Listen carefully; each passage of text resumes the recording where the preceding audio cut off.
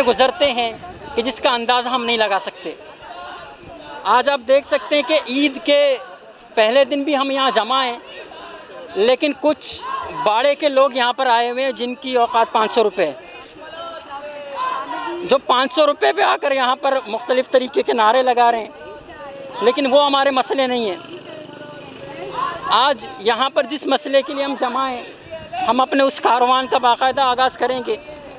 उससे पहले मैं ये कहना चाहूँगा कि आप अपनी ईदें अपने घरों में भी गुजार सकते थे, लेकिन ये वो दर्द है जो आपको यहाँ खींच लाया है। तो इसी दर्द को मैं बयान करने के लिए आपका ज़्यादा वक्त नहीं लूँगा। मैं बलोच यकजहती कमेटी के डिप्टी ऑर्गेनाइज़र लाला अब्दुल वहाब से दरख्वास्त करता हूँ कि वो आएँ और अपने ख़यालात का इजहार करें और बताएं कि वो इस ईद के दिन, ये पहला ईद नहीं है बल्कि हमारी हर ईद इसी तरह से रोडों पर होती है। आज ईद है, ईद उल अज़हा का दिन है। आज फिर बलोच मिसिंग पर्सन की फैमिलीज़ हस्ब मामूल गुज़िश्ता 13-14 सालों से इसी कराची प्रेस क्लब के फुटपाथ पर हर ईद पर यहाँ आते हैं और अपना एहतजाज रिकॉर्ड कराते हैं। हम समझते हैं कि ईद के मौके पर जबकि दुनिया भर में जो लोग खुशियाँ मनाते हैं और ईद के दिन अपने प्यारों के साथ मिलकर खुशियाँ मनाते हैं, लेकिन ये दुख की बात है कि हमारी बलोच फैमिलीज़ जिनको 13 साल हो गए, बाज़ को तो उससे भी ज़्यादा अरसा गुज़र गया, शब्बीर बलोच को भी 6 साल हो गए। तो हम समझते हैं बड़ी हैरत की बात है कि जो है एक तरफ हुक्मरान जो दावे करती है और ये कहती है कि हमारी अदालतें हैं, कोर्ट हैं, लेकिन ना अदालतों में ना इनकी जो है हाई कोर्ट और सुप्रीम कोर्ट में जो है हमारी मिसिंग पर्सन फैमिलीज़ जाती हैं और अपनी पिटीशन दायर करती हैं, लेकिन उसके बावजूद उन्हें कोई जवाब नहीं दिया जाता और उन्हें ज़हनी अजियत और टार्चर में रखा जाता है। और आज तक जो है उन्हें ये तक नहीं बताया जाता कि उनके प्यारे ज़िंदा हैं या उन्हें तशद्दुद करके मार दिया गया है। यकीनन ये सिलसिला एक तवील अरसे से जारी है, लेकिन मैं सलाम पेश करता हूँ अपनी इन बलोच बहनों को, माओं को, बेटियों को कि जो एक तसलसल के साथ मुस्तकिल मिजाजी के साथ आकर अपना एहतजाज रिकॉर्ड करा रही हैं। हुक्मरानों और दुनिया भर के तमाम इंसानी हुकूक़ के जमातों और यहाँ तक के यूनाइटेड नेशन को भी कि इंसानी हुकूक़ की कौंसिल को भी तक ये बात हम पहुँचाते हैं, उनकी आवाज़ वहाँ तक भी पहुँचती है।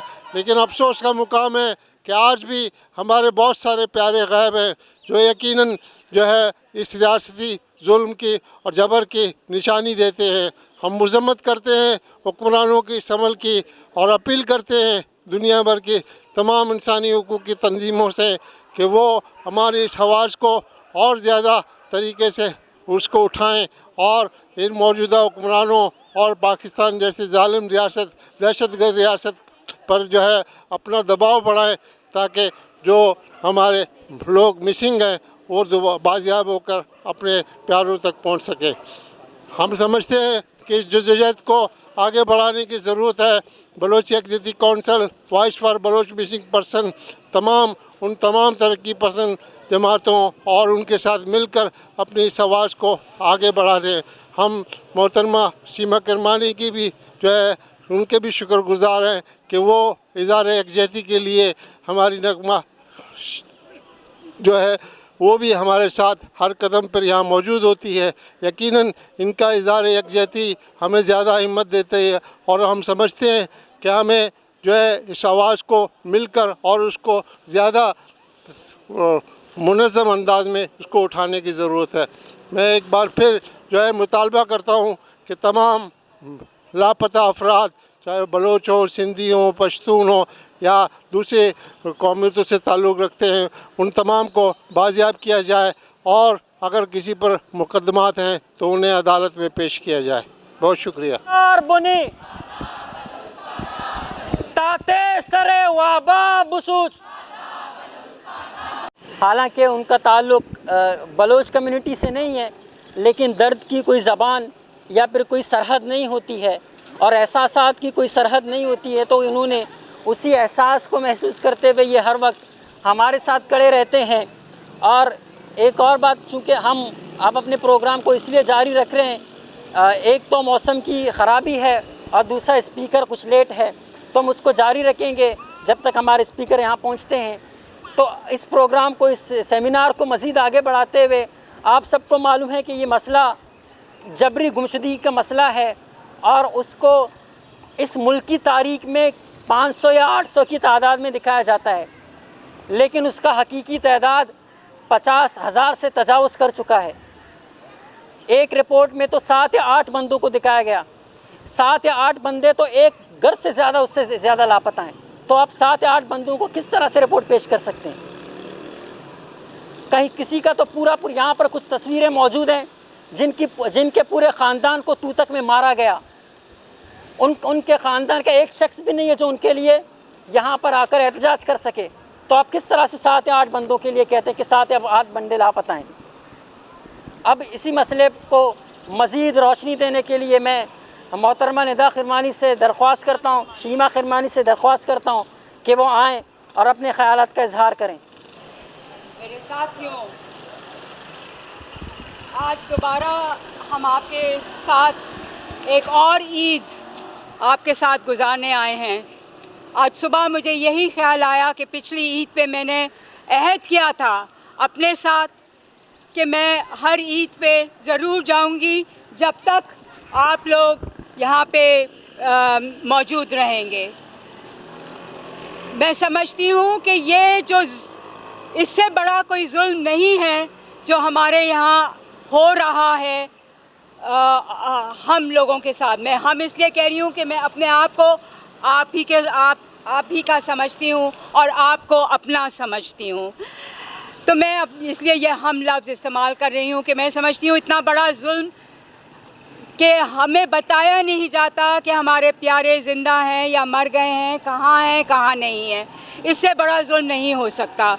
एक दफ़ा पता चल जाए कि वो ख़त्म हो गए हैं तो इंसान सब्र कर लेता है, मगर ये बहुत बड़ा जुल्म है और ये जुल्म के लिए हम आवाज़ हर जगह जहाँ भी पहुँचा सकते हैं पहुँचाना चाहते हैं, पहुँचाने की कोशिश कर रहे हैं। आप लोगों की ये साथ जो ये तस्वीरें होती हैं, मैंने ख़ुद इतनी दफ़ा ये आप लोगों की प्यारों की तस्वीरें उठाई हैं, ड्रामे में पेश किया है कि कहाँ हैं ये लोग, कहाँ हैं ये लोग, कहाँ हैं ये लोग।